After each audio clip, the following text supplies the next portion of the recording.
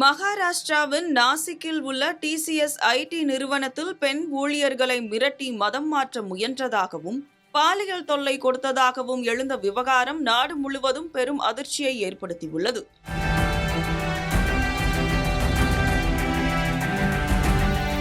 இந்த வழக்கில் தலைமறைவாக உள்ள மனிதவள பிரிவு அதிகாரி நிட்டா கான் தன்னை கைது செய்யக்கூடாது என நீதிமன்றத்தில் கேட்டிருந்த உதவியை நீதிபதி நிராகரித்துள்ளார். நாசிக் ஐடி நிறுவனத்தின் பிபிஓ பிரிவில் நடந்த இந்த முறைகேடுகள் குறித்து காவல்துறையின் சிறப்பு விசாரணை குழுவினர் தீவிர விசாரணை நடத்தி வருகின்றனர். பாதிக்கப்பட்ட பெண் ஊழியர்கள் கொடுத்த புகாரின் அடிப்படையில் ஏற்கனவே ஒரு பெண் அதிகாரி உட்பட 8 பேர் கைது செய்யப்பட்டு நீதிமன்ற காவலில் உள்ளனர். இந்த வழக்கில் முக்கிய குற்றவாளியாக கருதப்படும் நிட்டா கான் காவல்துறையிடம் சிக்காமல் தலைமறைவாக இருந்து வருகிறார். அவரை பிடிக்க நாசிக் காவல்துறையின் 3 தனிப்படை குழுக்கள் மகாராஷ்டிரா மாநிலம் முழுவதும் தேடுதல் வேட்டையில் ஈடுபட்டுள்ளன. இந்த நிலையில் நிட்டா கான் தனக்கு முன்ஜாமீன் வேண்டும் என்றும் தான் 2 மாத கர்ப்பிணி என்பதால் தன்னை கைது செய்யக்கூடாது என்றும் நாசிக் நீதிமன்றத்தில் மனு தாக்கல் செய்திருந்தார்.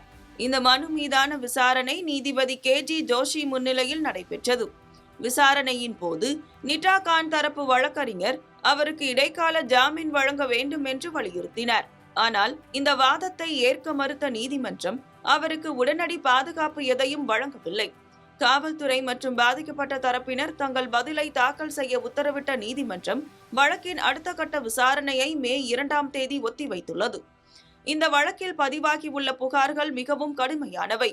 வாட்ஸ்அப் குழுக்கள் மூலம் பெண் ஊழியர்களை கண்காணித்து அவர்களை இஸ்லாமிய முறைப்படி ஆடை அணியவும், தொழுகை செய்யவும், அசைவ உணவுகளை சாப்பிடவும் கட்டாயப்படுத்தியதாக நிட்டா கான் மீது குற்றம் சாட்டப்பட்டுள்ளது. குறிப்பாக மதம் மாறிய ஒரு பெண்ணின் பெயரை ஹனியா என மாற்றி அவரை மலேசியாவுக்கு வேலைக்கு அனுப்ப சதித்திட்டம் தீட்டியது விசாரணையில் தெரியவந்துள்ளது. பாரதிய நியாய சம்ஹிதா சட்டத்தின் கீழ் பாலியல் தொல்லை மற்றும் மிரட்டல் ஆகிய பிரிவுகளிலும் பட்டியலினத்தவர் வன்கொடுமை தடுப்பு சட்டத்தின் கீழும் வழக்குகள் பதிவு செய்யப்பட்டுள்ளன. எனினும் சாதி ரீதியான கொடுமைகள் எதுவும் நடக்கவில்லை என நிட்டா கான் தரப்பு வழக்கறிஞர் வாதிட்டுள்ளார்.